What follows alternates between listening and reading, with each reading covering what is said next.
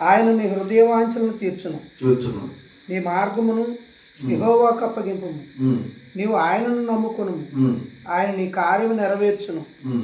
ఆయన వెలుగును వలె నీ నీతిని, మధ్యాహ్నము వలనే నీ నిర్దోషత్వమును వెల్లడపరుచును. యెహోవా ఎదుట మౌనముగా నుండి ఆయన కొరకు కనిపెట్టుకును. తన మార్గమును వర్ధిల్లిన వాని చూసి వ్యసన పడకము. దురాలోచనను నేర్చుకుని వాని చూసి వ్యసన పడకము. కోపము మానుము, ఆగ్రహము విడిచిపెట్టుము, వ్యసన పడకము, అది కీడికే కారణము.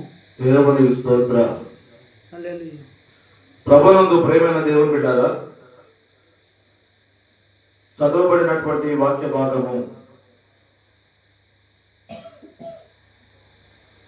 దేవుడు దావీదు పక్షాన ఉన్నట్టుగా మనము గమనించుకుంటున్నాం. ఒకప్పుడు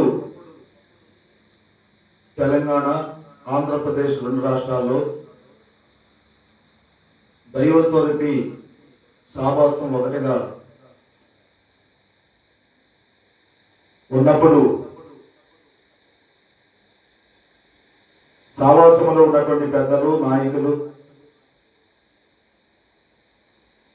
అందరూ కూడా ఐక్యత కలిగి, సమాధానం కలిగి, ప్రేమ కలిగి, ఒకరి ఎడల ఒకరు ప్రేమ చూపెట్టుకొని సావాసాన్ని మనం కాపాడుకొని ఉన్నాం. గత కొన్ని దినాలలో దైవస్వరూపి సావాసం విభజన జరిగింది. దైవస్వరూపి సావాసం రెండుగా విభజించబడింది. అయితే ఇప్పుడు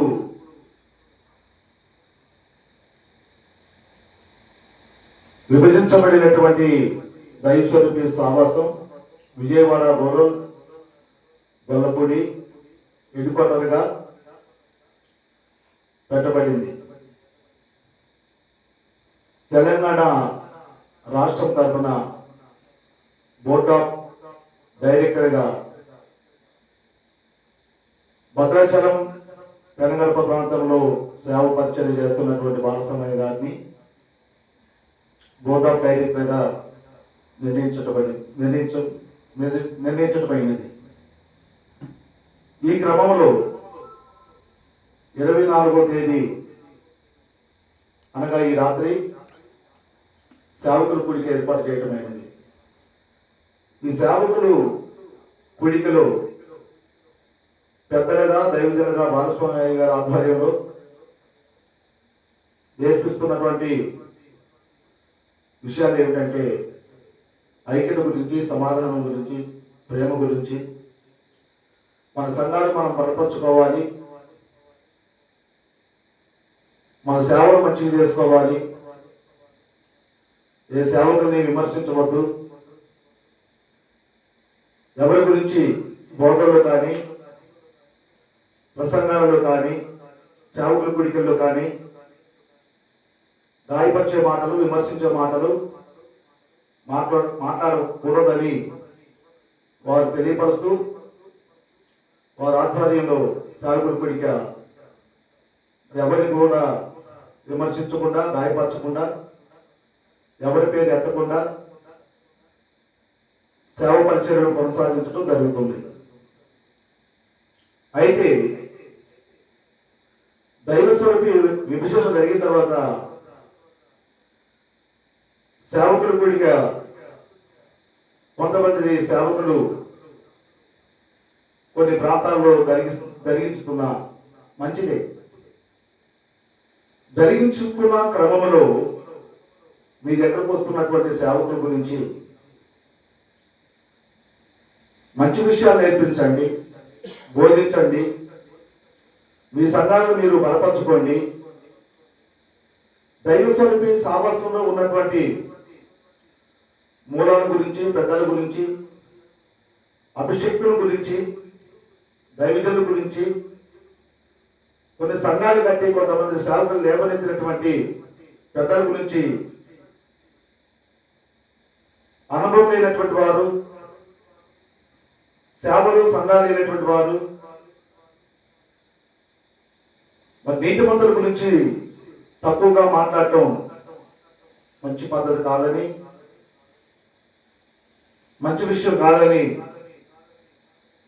ఆ సేవకుడి గుడికి నడిపిస్తున్నటువంటి నాయకులు కానీ పెద్దలు కానీ గుర్తు చేసుకొని అలా మాట్లాడటం తప్పని మీరు కూడా ఖండించేవారుగా ఉంటే మీకు గౌరవం, విలువ, మర్యాద పెరుగుతుంది. ఒకవేళ మీరు అనుసరిస్తే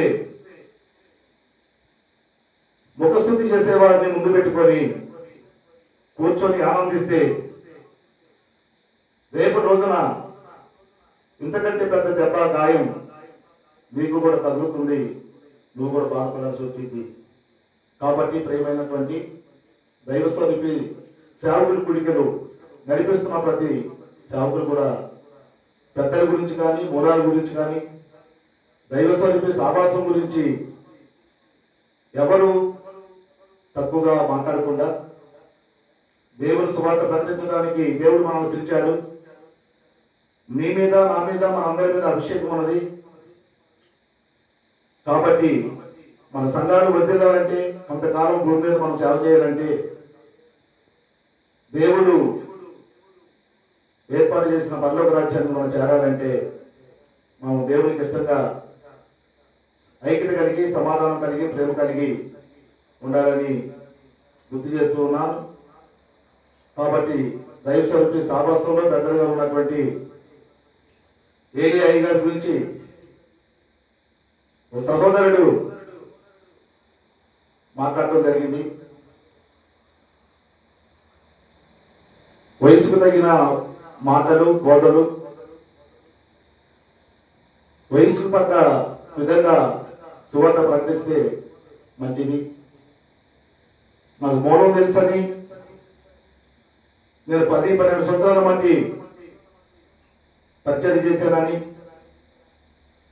పెద్ద పెద్ద సేవకుల వెంట తిరిగానని మీరు మాట్లాడితే దేవుడి దగ్గర తీర్పున్నది. మంచి చేసిన వారికి తీర్పున్నది, చెడ్డ చేసిన వారికి తీర్పున్నది. కాబట్టి సేవకులుగా నేను ప్రశ్నించట్లేదు, నేను గద్దించట్లేదు, మీకు బుద్ధి చెప్పట్లేదు. కానీ దేవుడు చూస్తున్నాడు, తీర్పున్నది.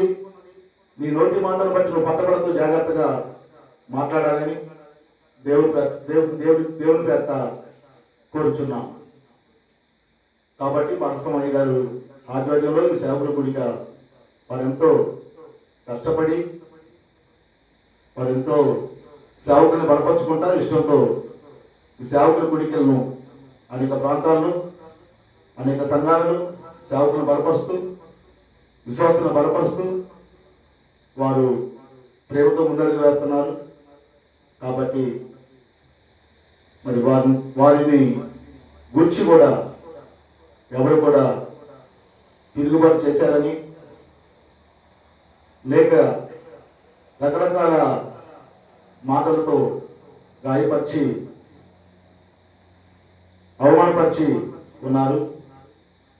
ఒక దైవజనుడిని తక్కువ చేసి మాట్లాడితే నిన్ను కూడా ఒకరోజు ఒక సేవకుడి ద్వారాగా, ఒక విశ్వాసం ద్వారాగా నిన్ను కూడా తక్కువ చేసి మాట్లాడతారని గమనించు. నువ్వు ఏ తీర్పు తీరుస్తున్నావో మరలా అదే తీర్పు తీర్చబడతావు. ఏ కొలత కొలవబడుతున్నావో అదే కొలత నువ్వు కొలవబడతావు. కాబట్టి ప్రియమైనటువంటి దైవస్వరూపి సావాసంలో సేవకుల గురించి కనిపిస్తున్న సేవకులారా, మీరందరూ కూడా మన తోటి సేవకులను ప్రేమించండి, గౌరవించండి. దైవస్వరూపి సావాసం ఎదగాలని, ఫలించాలని, దీవించబడాలని, ఆశీర్వదించబడాలని మీరందరూ కూడా ప్రార్థన చేయవలసిందిగా దేవుని ప్రేమతో కోరుచున్నాం. దేవుని స్తోత్రం.